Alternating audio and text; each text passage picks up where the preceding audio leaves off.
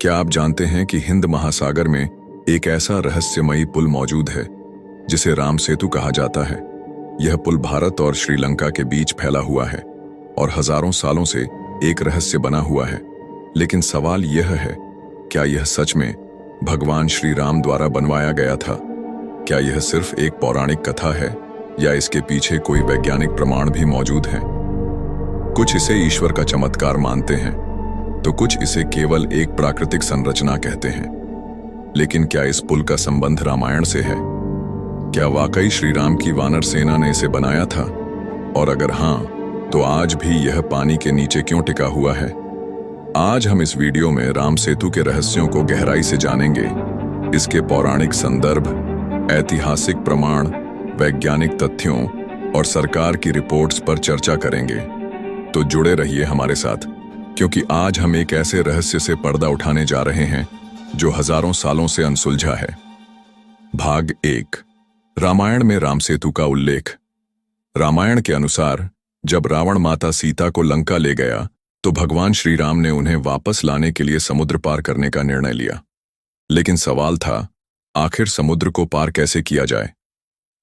तभी श्री राम ने समुद्र देवता से मार्ग देने की प्रार्थना की, लेकिन समुद्र ने रास्ता नहीं दिया। तब श्री राम ने अपने धनुष से समुद्र को सुखाने की धमकी दी। डर के मारे समुद्र देवता ने प्रकट होकर कहा कि उनकी सेना नल और नील के नेतृत्व में एक पुल बना सकती है। इसके बाद वानर सेना ने तैरते हुए पत्थरों से एक भव्य पुल बनाया, जिससे भगवान राम और उनकी सेना लंका तक पहुंच सके। यह पुल 100 योजन लंबा और 10 योजन चौड़ा बताया गया है।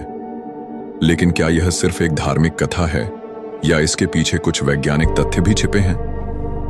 भाग 2, राम सेतु का भौगोलिक और वैज्ञानिक विश्लेषण। अगर हम विज्ञान की नजर से देखें तो यह सच है कि भारत और श्रीलंका के बीच एडम्स ब्रिज नामक एक प्राकृतिक संरचना मौजूद है।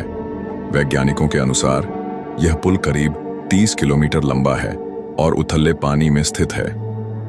नासा द्वारा 2002 में ली गई सैटेलाइट तस्वीरों में यह साफ दिखता है कि हिंद महासागर में एक चूना पत्थर की श्रृंखला मौजूद है जो राम सेतु जैसी ही दिखती है। लेकिन क्या यह एक प्राकृतिक संरचना है या इसे किसी ने वास्तव में बनाया था? Geological studies. वैज्ञानिकों का मानना है कि यह संरचना करीब 7,000-10,000 साल पुरानी हो सकती है। Floating stones. कुछ स्थानों पर ऐसे पत्थर पाए गए हैं जो पानी में तैरते हैं, जिसे पुमाइस स्टोन कहा जाता है। हिस्टोरिकल रिकॉर्ड्स, प्राचीन ग्रंथों और विदेशी यात्रियों के लेखों में भी इस पुल का उल्लेख मिलता है। परंतु अगर यह प्राकृतिक संरचना है तो यह इतनी सीधी रेखा में कैसे बनी? क्या यह किसी प्राचीन सभ्यता का चमत्कार था?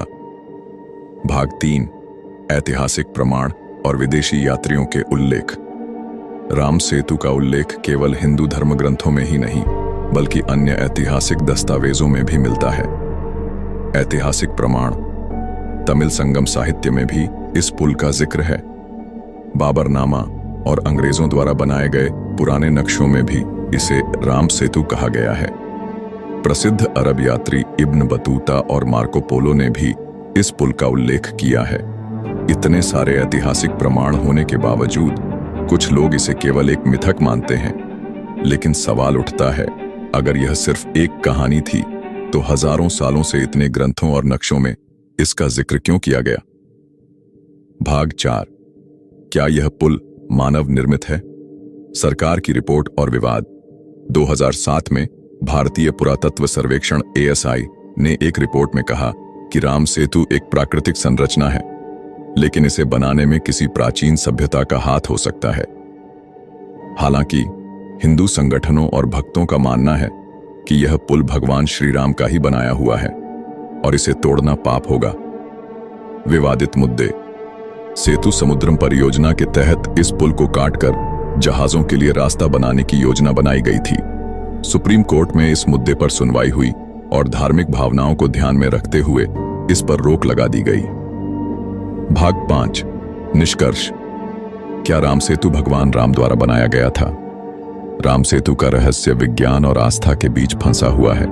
कुछ इसे प्राकृतिक मानते हैं तो कुछ इसे भगवान श्री राम का चमत्कार। लेकिन एक बात तो तय है यह पुल हजारों सालों से हिंदू धर्म और भारतीय संस्कृति का अभिन्न हिस्सा बना हुआ है। क्या यह सच में भगवान श्री राम ने बनवाया था? यह सवाल शायद हमेशा रहस्य बना रहेगा। लेकिन एक बात तो निश्चित है, यह पुल सिर्फ पत्थरों से नहीं, बल्कि आस्था और विश्वास से बना है। अगर आपको यह वीडियो पसंद आया तो इसे लाइक करें, शेयर करें और कमेंट में जय श्री राम लिखें। हमारे चैनल को सब्सक्राइब करें और बेल आइकन दबाएं ताकि आप हमारी हर नई वीडियो सबसे पहले देख सकें।